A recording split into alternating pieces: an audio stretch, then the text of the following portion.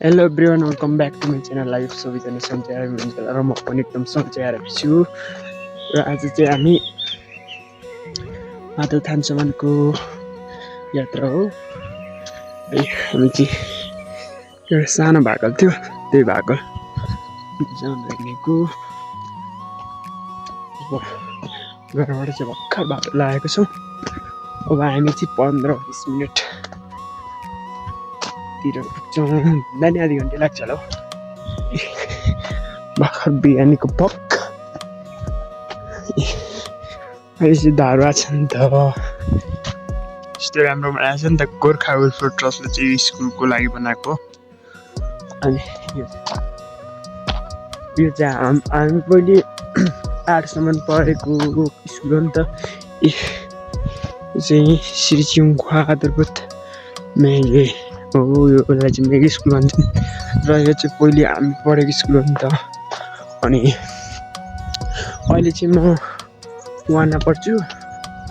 हो अहिले चाहिँ वानमा पढ्दा अहिले चाहिँ खासै पुरानो स्कुलको चासो चाहिँ हुँदैन तर मलाई चाहिँ एकदम धेरै चासो छ यो चाहिँ एकदम हामी पढेको सानैदेखि यहाँ चाहिँ श्री चिङखुवा आदरपुत विद्यालय मेघे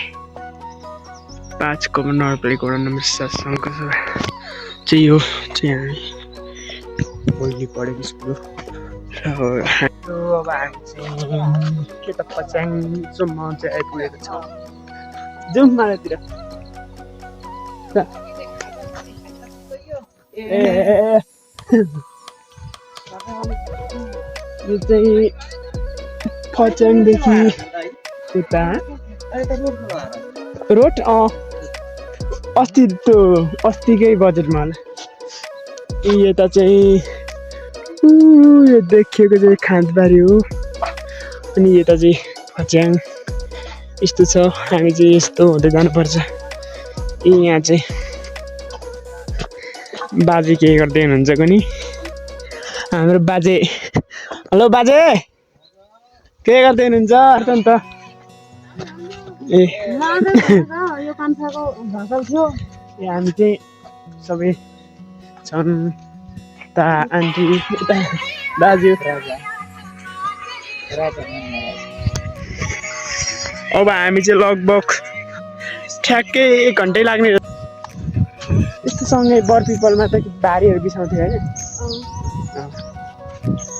भारी बोक्नेहरूले चाहिँ यस्तोमा चाहिँ एकदम शीतल है शीतल प्राप्त गर्थे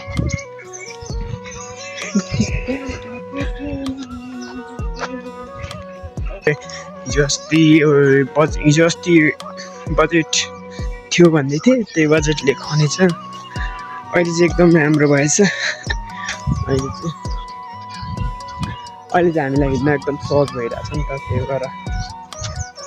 हामीलाई चाहिँ अहिले एकदम माधव थान जानको लागि चाहिँ त्यो कफ्टरै बाटो हिँड्नुपर्छ नि त अहिले चाहिँ माधव थानसम्म नै एकदम सजिलो बाटो छ आज चाहिँ मौसम पनि एकदम राम्रै खुलिरहेछ यता त घनाकार जङ्गल छ नि यो ठाउँमा चाहिँ एकचोटि ठुलो पहिरो आएको थियो नि त यहाँको पहिरोले चाहिँ लगभग धेरै मान्छे मरेको थियो क्षति पनि भएको थियो यहाँ चाहिँ एकदम ठुलो पहिरो आएको थियो ढुङ्गाहरू लडाएर यस्तो छ है यहाँ चाहिँ एकदम ठुलो क्षति थियो यता नि घर थियो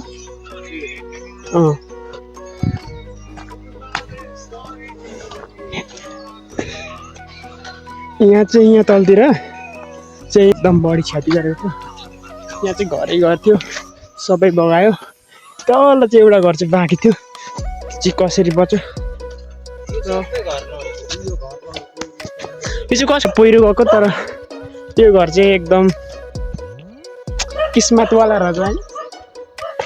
त्यो घर चाहिँ बचेको हो यो हाम्रो बिरुवाहरू त्यो बुलो यहाँ चाहिँ एकदम भिड छ नि त हेर्दा पनि रिङ्गाटै लाग्ने भिड हो यहाँ चाहिँ अहिले रोड खनेर रोड छ पहिले चाहिँ सानो बाटो थियो हेर्ने डरमर्दो बाटो थियो यस्तो छ क्या तल छ एकदम भिड थियो डर लाग्दो तर यहाँ चाहिँ अहिले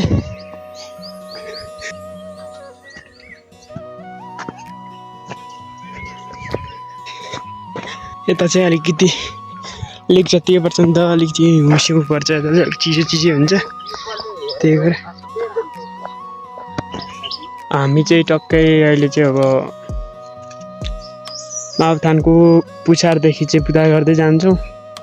माथि शिरसम्म नै पूजा गर्दै जानुहुन्छ पहिलेको चलन हो अहिले हामी पनि त्यही गर्दै आउँदैछौँ अब हामी यो फुल चढाउँछौँ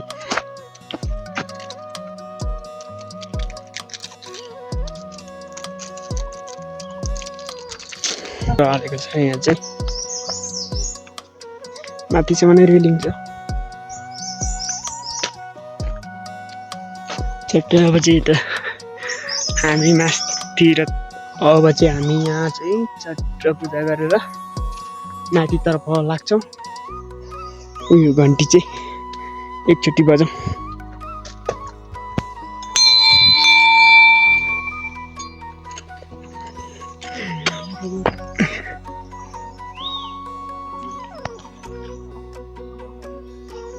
हाम्रो चाहिँ यहाँ चाहिँ पूजा यहाँ चाहिँ एकदम गुफा यत्तिकै रहेछ हौ डरमर्दो ठाउँ एक्लै त आउन सकिँदैन नि यसमा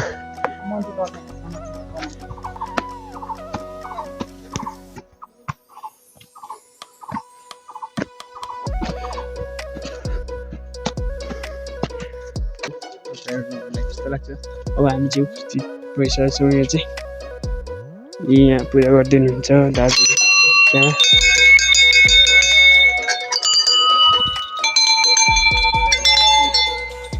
मैले अहिले भर्खर पूजा गरेँ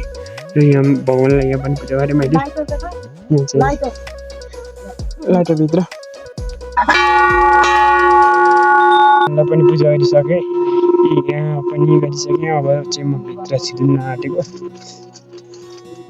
अरे यस्तो यो खोलिसकेको रहेछ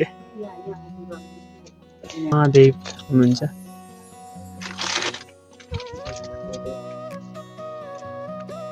खुत्रुकै रहेछ नि यहाँ चाहिँ हाम्रो गणेश भगवानको फोटो छ भगवान यहाँ महादेव भगवान यहाँ चाहिँ अनि यहाँ चाहिँ लक्ष्मी माता हुन्छ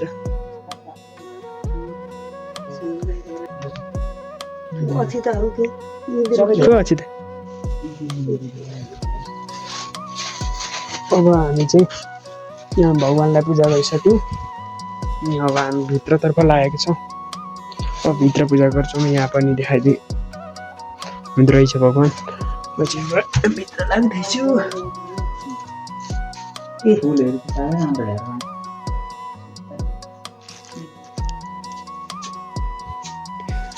ओहो ओहो यो बुक चाहिँ चढाएको लानुहुन्छ म पनि एउटा लाग्छु अनि अरूले चढाएको त उनीहरूले चढाएको हुन्छ बडै राम्रो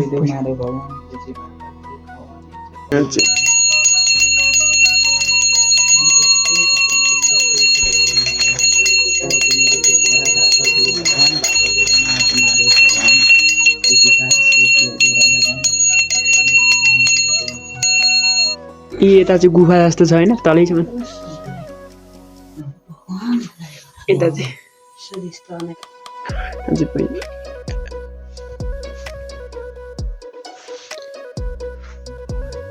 पास हो भने जेमा पनि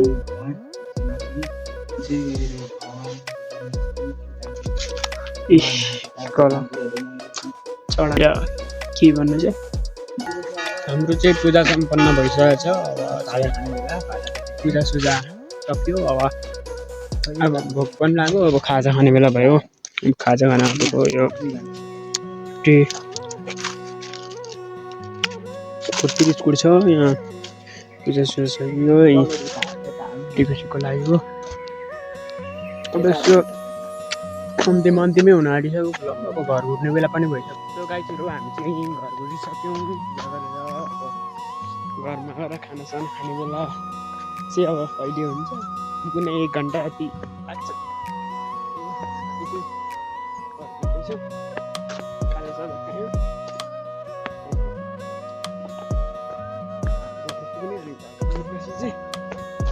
कामतिर जानु पर्छ हामी चाहिँ यता